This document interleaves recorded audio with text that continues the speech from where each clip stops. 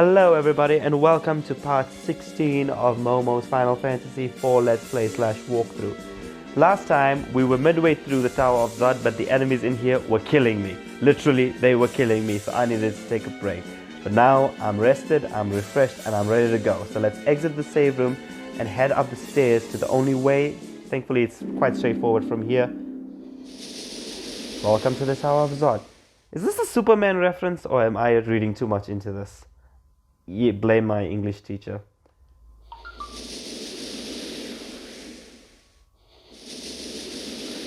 The Magus Sisters. We serve Babaricia, Lord of Wind. I'm assuming it's going to be a boss battle. Just an instinct. Mindy. Sandy. And Cindy. Great, introduce yourselves like any self-respecting villain. I'm behind it. I can get behind this.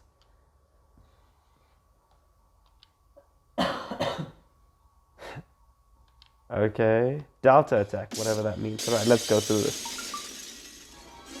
Alright, before we do anything, we're going to want to focus our attacks on Cindy, the fat one. Sorry guys. Because if any of the other sisters die before she does, Mindy will cast Rays on them and bring them back. As soon as Sandy casts Reflect on her, we're going to want to have Tella go ahead and cast a spell to make sure that that Reflect status doesn't stay. The Magus Sisters' whole story is what they're going to do is the thin one is going to cast Reflect on her, and then the small one's going to bounce a level 2 spell off of her onto us for damage. Now, with Tella dispelling the Reflect... Wait, it doesn't work? Okay, so basically we're just going to have to focus all our attacks on the fat one so that she doesn't revive anybody, and that's it. Tella's main job is to be on standby in case anybody needs some healing. So basically once we just keep on top of this damage, but wait, hold on.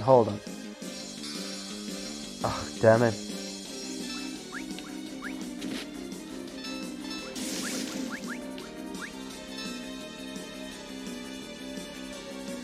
Why didn't that dispel work? So Tella's job in this whole battle is basically just to make sure no one's health drops too low, while Cecil and Sid, they're going to be attacking. And that's all there is to this fight, really.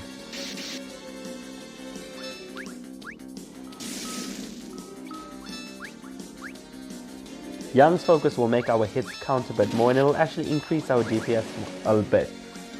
Once the fat one dies, we can go ahead and wail on the thin one. Just because she seems to cast a lot of bad status effects on us now, we don't want to be doing that.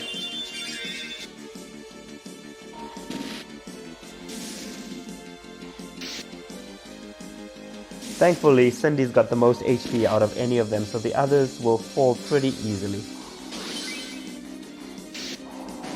There you go.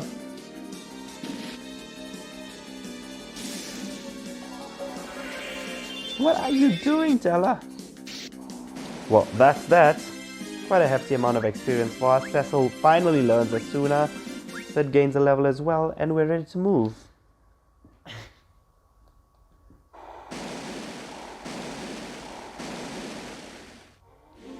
Right, if you want, you can head back and heal if you need to, but I'm not going to bother. Instead, I'm just going to take all of Tella's equipment off,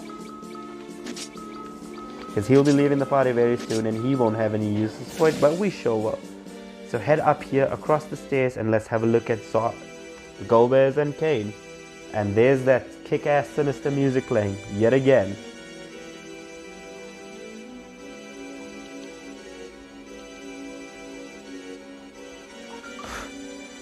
I feel like every villain has said that at one stage. The crystal for the girl, or some sort of paraphrase.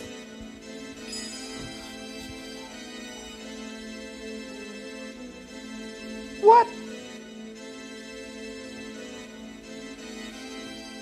Well said, Sid. Well said.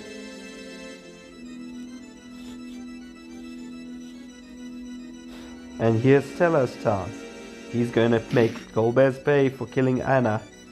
Here we go.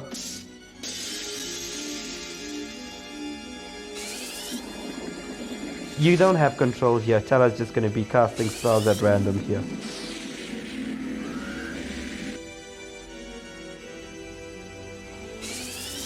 But nothing seems to be happening. All his spells are doing in the hundreds, which isn't enough to take off the main villain of this game, clearly.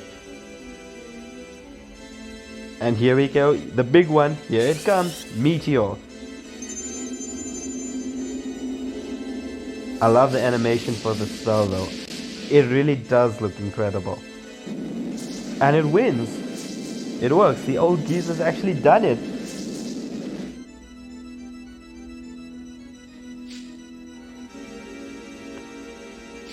And he drops immediately afterwards. And Golbez survives, but for some reason Kane's fallen down. What's going on?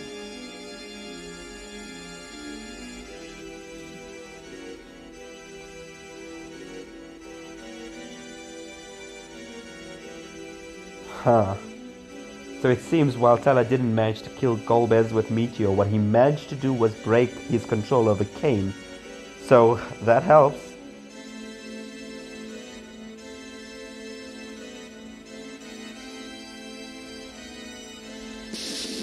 Yowzers, and now Cecil gets a taste of that juice. But Golbez stops.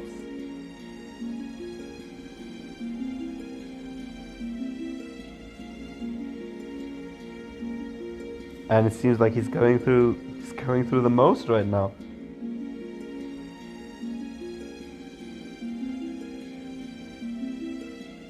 And he leaves instead of finishing Cecil off. I'm not quite sure what's going on here, but I'm sure we'll find out soon enough.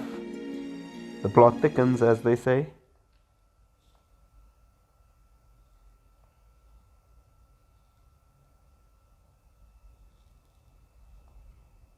But it seems the old man's done.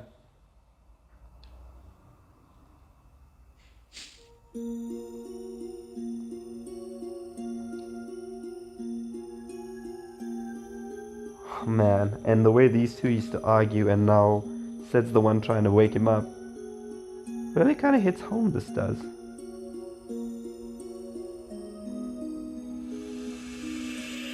And again, his body vanishes, but we've seen dead bodies laying around, so it's not like everybody just dies and vanishes. Before we do anything, let's go and speak to Kane over here.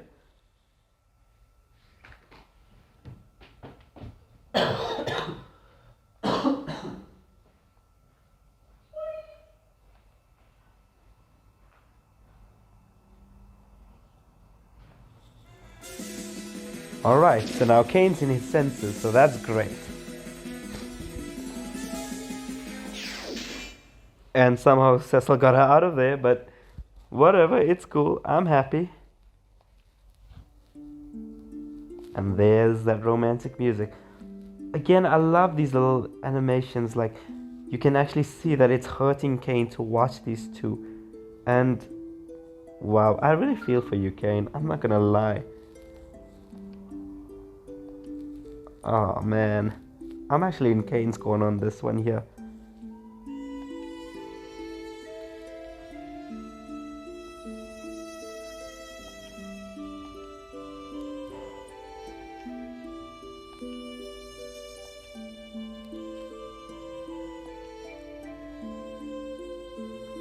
Ah.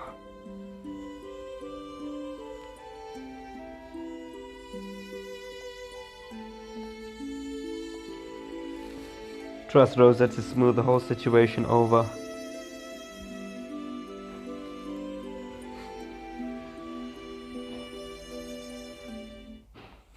I agree with Sid over here. Corny drama indeed.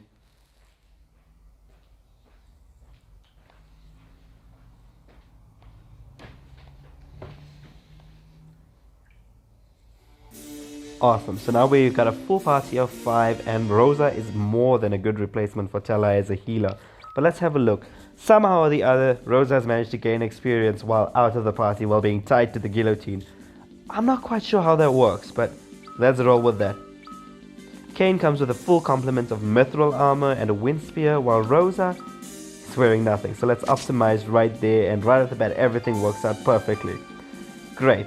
Now we're ready to go. Their status hasn't changed much. They've got all the same abilities, which is great. So now let's get the hell out of this place. But wait, it wouldn't be so easy. Getting in was bad, but getting out's gonna be worse, it seems. And the Lord of Wind, Barbaricia, makes her appearance.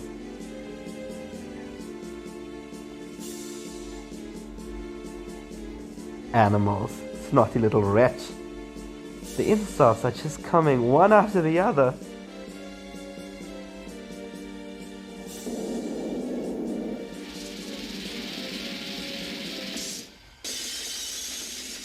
And we finally meet Barbaricia, and it's a chick? Okay.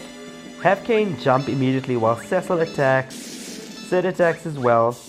Rosa is going to be on standby to make sure that nothing untoward happens. We need Rosa.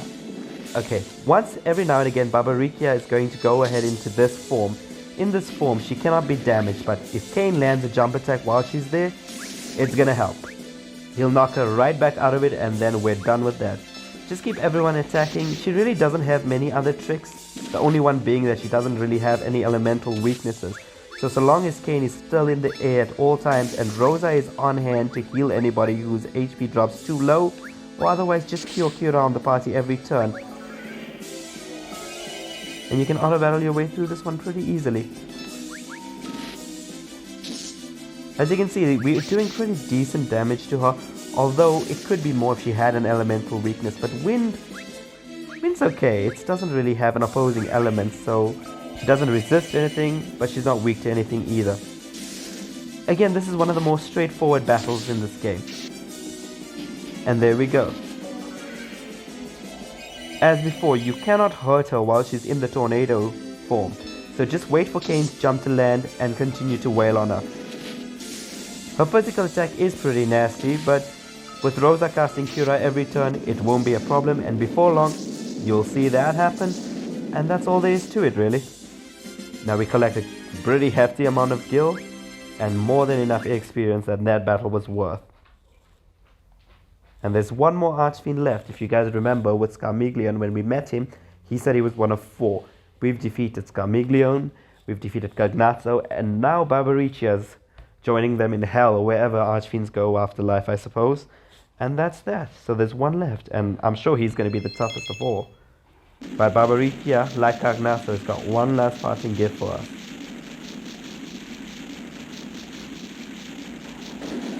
And it seems like she's going to collapse this tower out of spite. Is Bastard not censorable?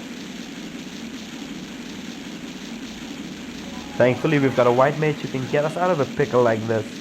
Why didn't you do that to yourself while you were held captive, Rosa? I've got to ask that.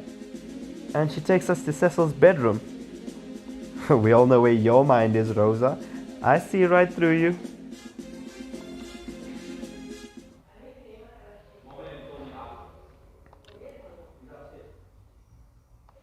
So it seems like we failed, but I thought they only were 4. Okay, clearly that's not the case. Dark crystals, okay. New piece of lore. A whole other set of dark crystals. So he's got half of them. Now we need to get the dark ones before he does, it seems. Underground, okay. Underworld, whatever.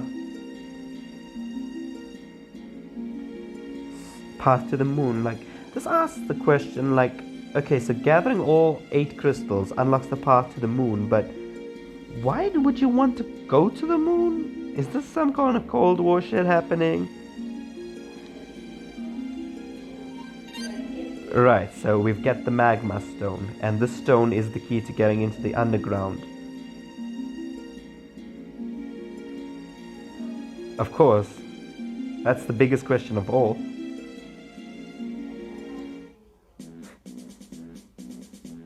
That's the best piece of advice I can have. That's pretty much RPG gaming for you. Fly around the world until you find where you need to go.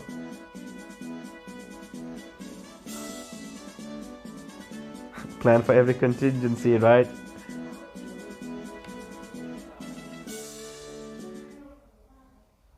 While you're alive, Cecil, don't be fretting about it. Don't overthink it. It's how every relationship ends. Overthinking. Stop doing it. It's not good for the health. It gives you wrinkles and your hair's already white. And we're gonna rest the night here in Cecil's bedchamber. All four of us. Well, five, excuse me. Let's head out of Baron Castle for now. There's nothing else to do in here. So let's go up the stairs. We should be pretty used to traveling this place and the layout of the castle. You should have it pretty much down. And I think that's where we're going to end it today. That's all I've got for you. If you guys look closely, you'll see the airship is right there, so we can use it to go traverse the world in the next part. So if you haven't already, be sure to leave a like on this video and comment on anything that you feel is lacking, or even if it's just to tell me I'm doing a decent job. And as always, don't forget to subscribe if you want to catch me for the next part. And until then, bye!